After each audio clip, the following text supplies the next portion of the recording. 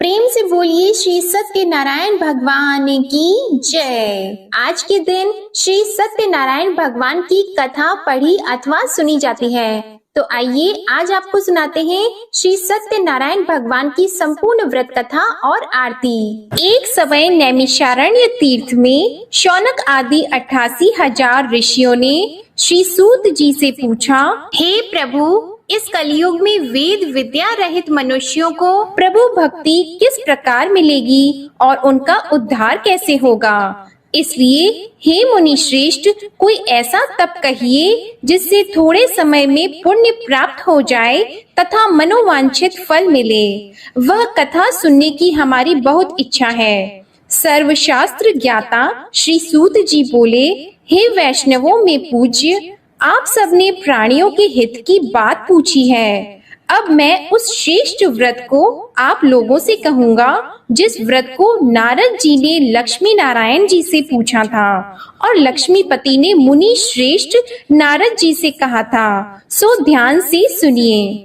एक समय योगी राज नारद जी दूसरों के हित की इच्छा से अनेक लोकों में घूमते हुए मृत्यु लोक में आ पहुँचे। यहाँ अनेक योनियों में जन्मे हुए प्राय सभी मनुष्यों को अपने कर्मों द्वारा अनेकों दुखों से पीड़ित देखकर सोचा, किस यत्न के करने से निश्चय ही प्राणियों के दुखों का नाश हो सकेगा।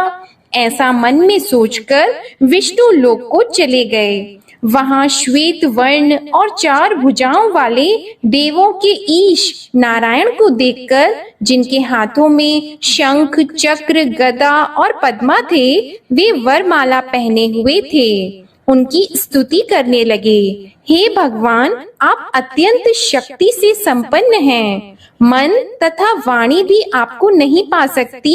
आपका आदि मध्य अंत नहीं है। निर्गुण स्वरूप सृष्टि के आदि भूति व भक्तों के दुखों को नष्ट करने वाले हो। आपको मेरा नमस्कार है। नारद जी से इस प्रकार की स्तुति सुनकर विष्णु भगवान बोले, हे मुनि श्रेष्ठ, आपके मन में क्या है? आपका किस काम के लिए आगमन हुआ है? निःसंकोच होकर कहिए। तब नारद मुनि बोले, मृत्यु लोक में सब मनुष्य जो अनेक योनियों में पैदा हुए हैं, अपने अपने कर्मों के द्वारा अनेक प्रकार के दुखों से दुखी हो रहे हैं। हे नाथ, मुझ पर दया रखते हो तो बताइए कि उन मनुष्यों के सब दुख थोड़े से ही प्रयत्न से कैसे दूर हो सकते हैं। हे नारद, मनुष्यों की भलाई के लिए तुमने बहुत अच्छी बात पूछी है। जिस काम के करने से मनुष्य मोह से छूट जाता है, वह मैं कहता हूँ, सुनो। बहुत पुण्य देने वाला स्वर्ग तथा मृत्यु लोक दोनों में दुर्लभ एक उत्तम व्रत है। आज मैं प्रेम वश होकर तुमसे कहता हूँ। सत्यनारायण का यह व्रत अच्छी तरह विधि पूर्वक करने से मनुष्य आयु पर्यंत यहाँ सुख भोग कर मरने पर मोक्ष को प्राप्त होता है। श्री भगवान के वचन सुनकर नारद मुनि बोले कि उस व्रत का फल क्या है? क्या उस व्रत का विधान है और किसने यह व्रत किया है और किस दिन यह व्रत करना चाहिए? विस्तार से कहिए। भगवान श्री विष्णु बोले, दुख शोक आदि को दूर करने वाला, धन धान्य को बढ़ाने वाला, सौभाग्य तथा संतान को देने वाला यह व्रत सब स्थानों पर विजयी करने वाला है। भक्ति और श्रद्धा के साथ किसी भी दिन मनुष्य श्री सत्यनारायण की शाम के समय ब्राह्मणों और बंधुओं के साथ धर्म परायण होकर पूजा करे। भक्ति भाव से नैवेद्य, केले का फल, घी, दूध और गेहूं का चूर्ण सवाया ले। गेहूं के अभाव में साठी का चूर्ण, शक्कर और गुड़ ले और सब भक्षण योग्य पदार्थ जमा करा के भगवान के अर्पण कर दें तथा बंधुओं सहित ब्राह्मणों को भोजन कराएं।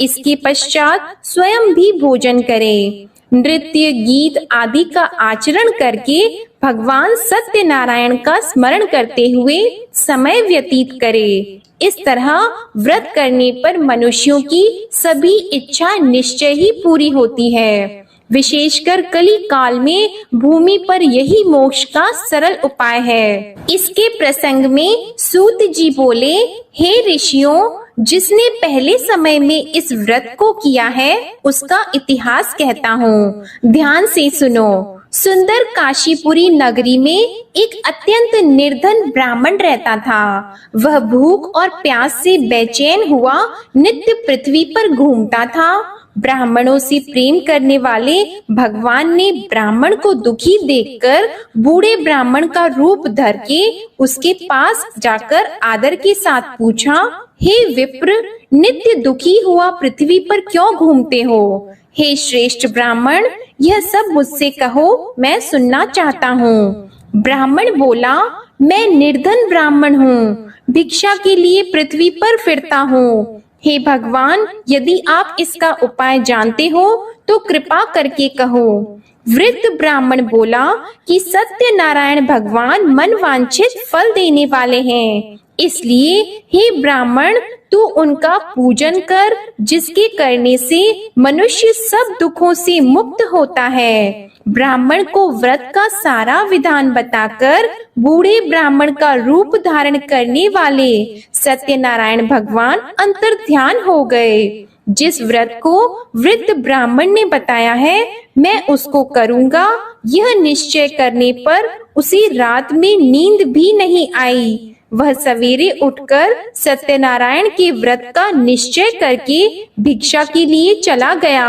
उस दिन उसको भिक्षा में बहुत धन मिला, जिससे बंधु बांधवों के साथ उसने सत्यनारायण जी का व्रत किया। इसके करने से वह ब्राह्मण सब दुखों से छूटकर अनेक प्रकार की संपत्तियों से युक्त हो गया।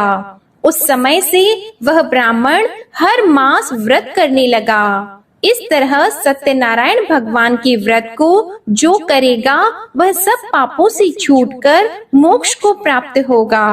आगे जो पृथ्वी पर सत्यनारायण का व्रत करेगा वह मनुष्य सब दुखों से छूट जाएगा। सूत जी ऋषियों से बोले कि इस तरह नारद जी ने नारायण का कहा हुआ यह व्रत मैंने तुमसे कहा। हे विप्रो, मैं अब और क्या कहूँ? तब ऋषि बोले, हे मुनीश्वर, संसार में इस ब्राह्मण से सुनकर किस किसने इस व्रत को किया, हम वह सब भी सुनना चाहते हैं। इसके लिए हमारे मन में बहुत श्रद्धा है। सूत जी बोले, हे मुनियों, जिसने इस व्रत को किया है वह सब सुनो। एक समय एक ब्राह्मण धन और ऐश्वर्य के अनुसार बंधु बांधवों के साथ व्रत करने को तैयार हुआ। उसी समय एक लकड़ी बेचने वाला बूढ़ा आदमी आया और बाहर लकड़ियों को रखकर ब्राह्मण के मकान में गया।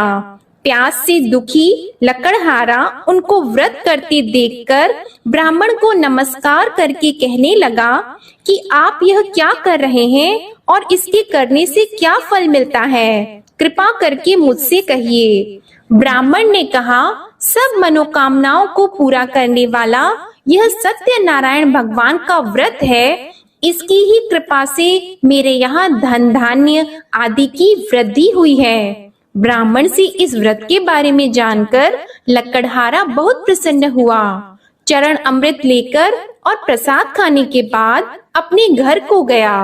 लकड़हारे ने अपने मन में इस प्रकार का संकल्प किया कि आज गांव में लकड़ी बेचने से जो धन मिलेगा उसी से सत्यनारायण देव का उत्तम व्रत करूंगा। यह मन में विचार करके वह बूढ़ा आदमी लकड़ियां अपने सिर पर रखकर जिस नगर में धनवान लोग रहते थे वह ऐसे सुंदर नगर में गया। उस दिन वहां पर उसे उन लकड़ियों का दाम पहले दिनों से चौगुना मिला। तब वह बूढ़ा लकड़हारा दाम लेकर और अति प्रसन्न होकर पक्के केले की फली, शक्कर, घी, दूध, दही और गेहूं का चूर्ण इत्यादि सत्यनारायण भगवान के व्रत की कुल सामग्रियों को लेकर अपने घर गया। फिर उसने अपने भाइयों को बुलाकर विधि के साथ भगवान जी का पूजन और व्रत किया।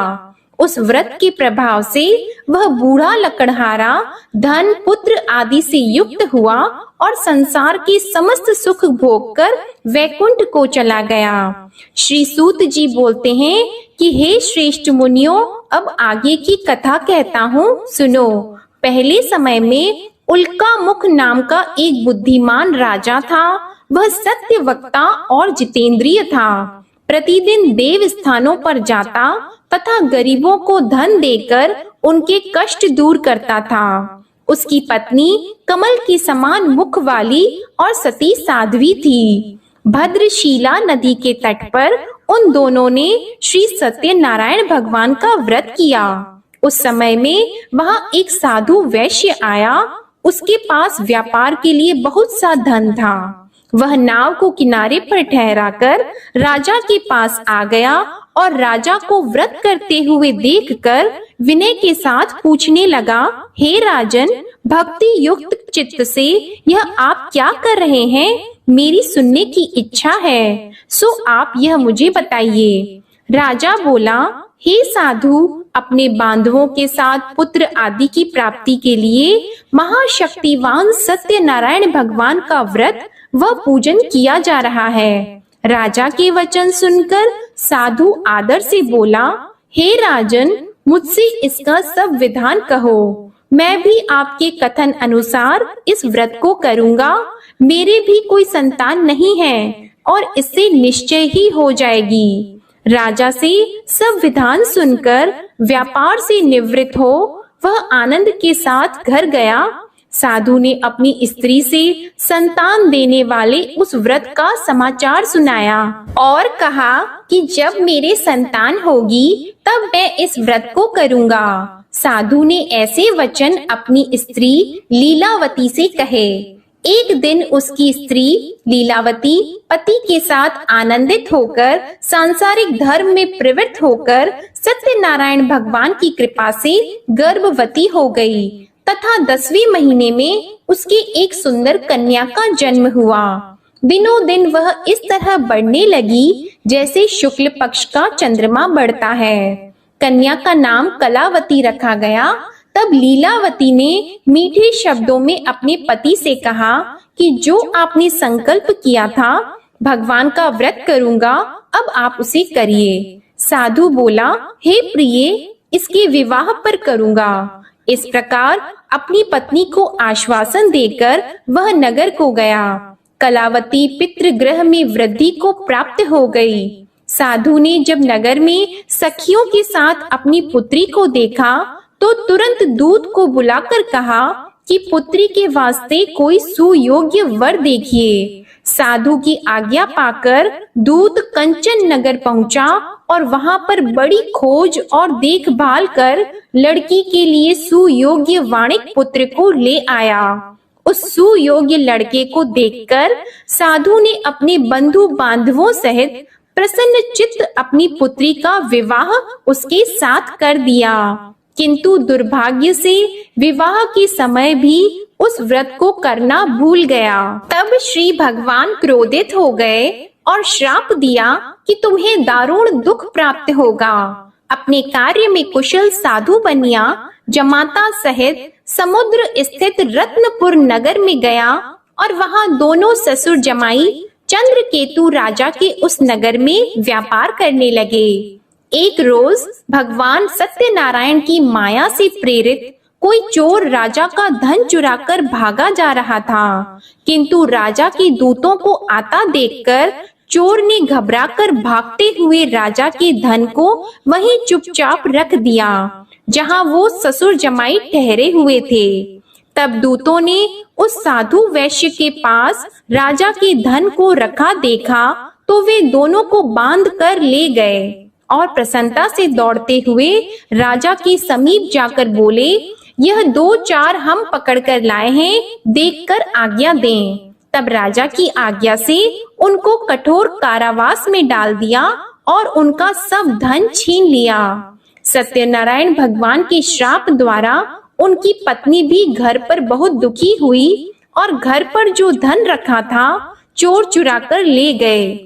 शारीरिक व मानसिक पीड़ा तथा भूख प्यास से अति दुखित होकर अन्न की चिंता में कलावती एक ब्राह्मण के घर गई। वहां उसने सत्यनारायण भगवान का व्रत होते देखा, फिर कथा सुनी तथा प्रसाद ग्रहण करके रात को घर आई। माता ने कलावती से कहा, हे पुत्री, अब तक कहाँ रह गई थी? वह तेरे मन में क्या है? कलावती बोली, हे माता, मैंने एक ब्राह्मण के घर श्री सत्यनारायण भगवान का व्रत देखा है। कन्या के वचन सुनकर लीलावती भगवान के पूजन की तैयारी करने लगी। लीलावती ने परिवार और बंधुओं सहित श्री सत्यनारायण भगवान का पूजन किया और वर मांगा कि मेरे पति और दामाद शीघ्र आ जाएं। साथ ही प्रार्थना की कि हम सबका अपराध क्षमा करो। सत्यनारायण भगवान इस व्रत से संतुष्ट हो गए और राजा चंद्रकेतु को स्वप्न में दर्शन देकर कहा, हे राजन, दोनों वैश्यों को प्रातः ही छोड़ दो और सब धन जो तुमने ग्रहण किया है वह दे दो, नहीं तो मैं तेरा धन, राज्य, पुत्र आदि सब नष्ट कर दूंगा। राजा से ऐसे वचन कहकर भगवान अंतर्ध्यान हो गए। प्रातः काल राजा चंद्रकेतु ने सभा में अपना स्वप्न सुनाया। फिर दोनों वाणिक पुत्रों को कैद से मुक्त कर सभा में बुलाया। दोनों ने आते ही राजा को नमस्कार किया। राजा मीठे वचनों से बोले, हे महानुभावों, भावी वश ऐसा कठिन दुख प्राप्त हुआ है, अब तुम्हें कोई भय नहीं। ऐसा कहकर राजा ने उनको नए नए वस्त्र आभूषण पहनाए तथा उनका जितना धन लिया था उससे दुगुना धन देकर आदर सहित विदा कर दिया। दोनों वैश्य अपने घर को चले गए। सूत जी बोले, वैश्य ने मंगलाचार करके यात्रा आरंभ की और अपने नगर को चला। उनके थोड़ी दूर निकलने पर दंडी वेशधारी सत्यनारायण भगवान ने उनसे पूछा, हे साधु, तेरी नाव में क्या है? अभिमानी वाणिक हंसता हुआ बोला, हे दंडी, आप क्यों पूछते हो? क्या धन लेने की इच्छा है? मेरी नाव में तो बेल और पत्ते भरे हैं। वैश्य का कठोर वचन सुनकर भगवान ने कहा, तुम्हारा वचन सत्य हो। दंडी ऐसा कहकर वहां से दूर चले गए और कुछ दूर जाकर समुद्र के किनारे बैठ गए।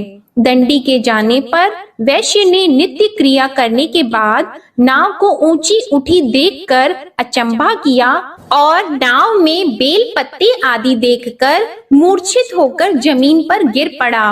फिर मूर्छा खुलने पर अत्यंत शोक प्रकट करने लगा।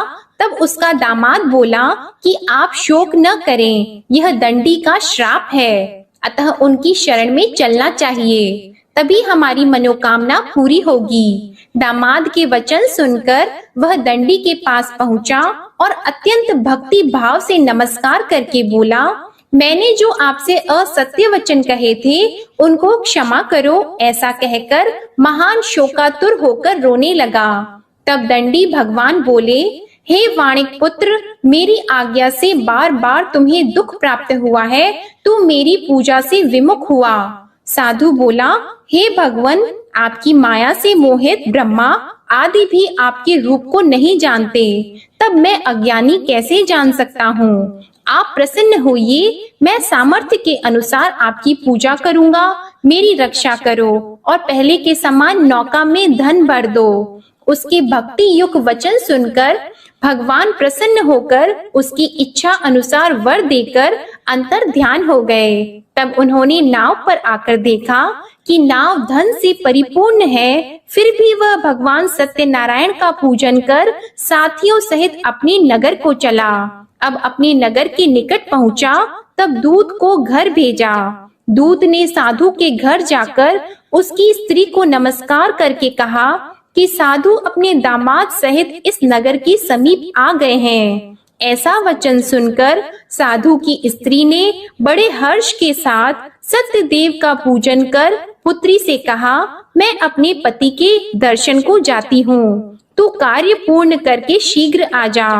माता के ऐसे वचन सुनकर कलावती प्रसाद छोड़कर पति के पास गई। प्रसाद की अवज्ञा के कारण सत्यदेव ने रुष्ट होकर उसके पति को नाव सहित पानी में डुबा दिया। कलावती अपने पति को न देखकर रोती हुई जमीन पर गिर गई।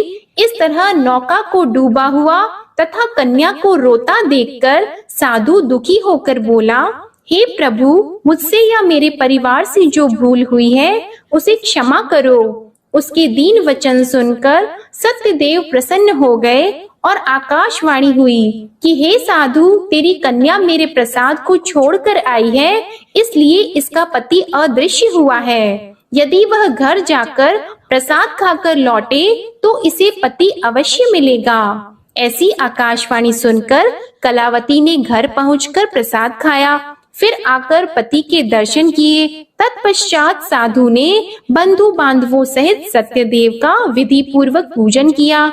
उस दिन से वह पूर्णिमा को सत्यनारायण का पूजन करने लगा।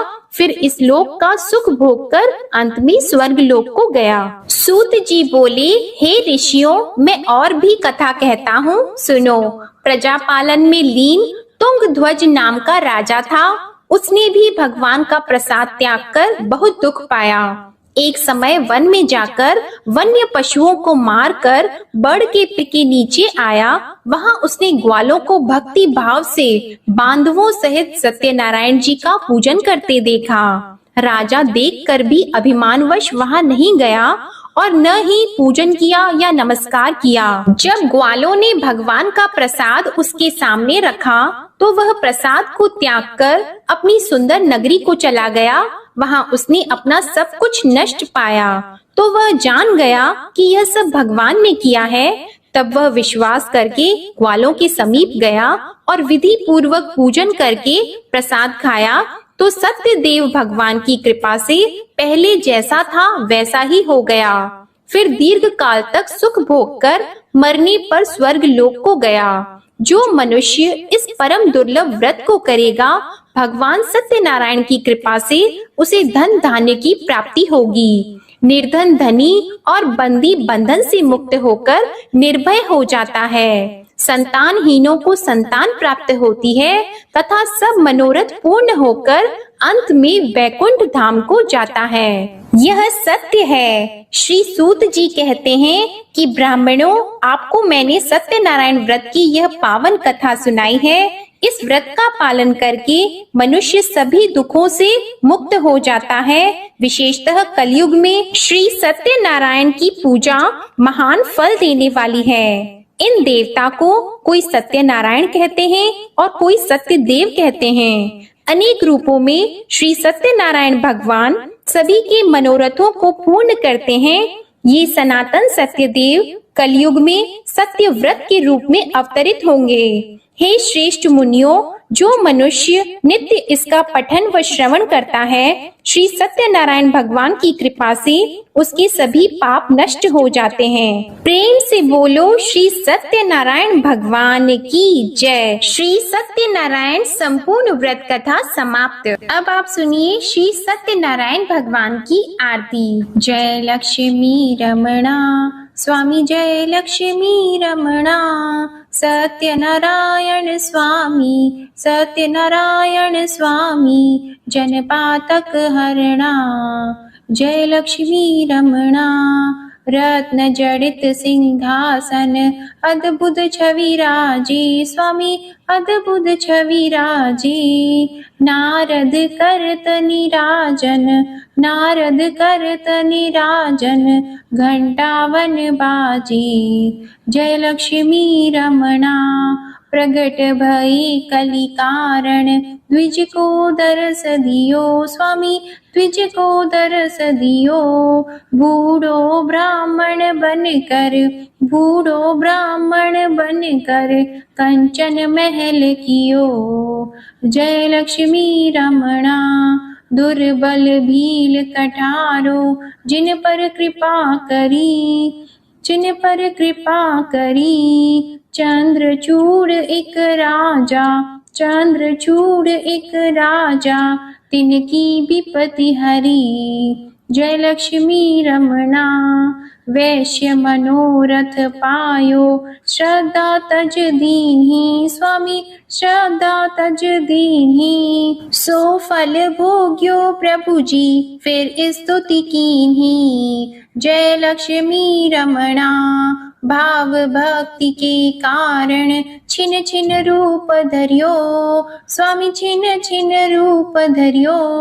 श्रद्धा धारण कीन्ही, श्रद्धा धारण कीन्ही। तिनको काज सरियो। जय लक्ष्मी रमणा। ग्वाल बाल संग राजा, बन में भक्ति करी। स्वामी बन में भक्ति करी। मन वांछित फल दीन्हो, मन वांछित फल दीन्हो। दीन दयालु हरि। जय लक्ष्मी रमणा। चढ़त प्रसाद सवायो, कदली फल मेवा। स्वामी कदली फल मेवा। धूप दीप तुलसी से, धूप दीप तुलसी से। राजी सत्य देवा। जय लक्ष्मी रमणा। सत्यनारायण जी की आरती जो कोई नर गावे। स्वामी जो कोई नर गावे। तन मन सुख संपत्ति, तन मन सुख संपत्ति। मन वांछित फल पावे। जय लक्ष्मी रमणा। बोलो जय लक्ष्मी रमणा। प्रेम से बोलिए श्री सत्यनारायण भगवान की जय हो। कथा पसंद आई हो तो इस वीडियो को लाइक करके चैनल जरूर सब्सक्राइब कीजिएगा और कमेंट में श्री सत्यनारायण भगवान की जय भी जरूर लिखिएगा।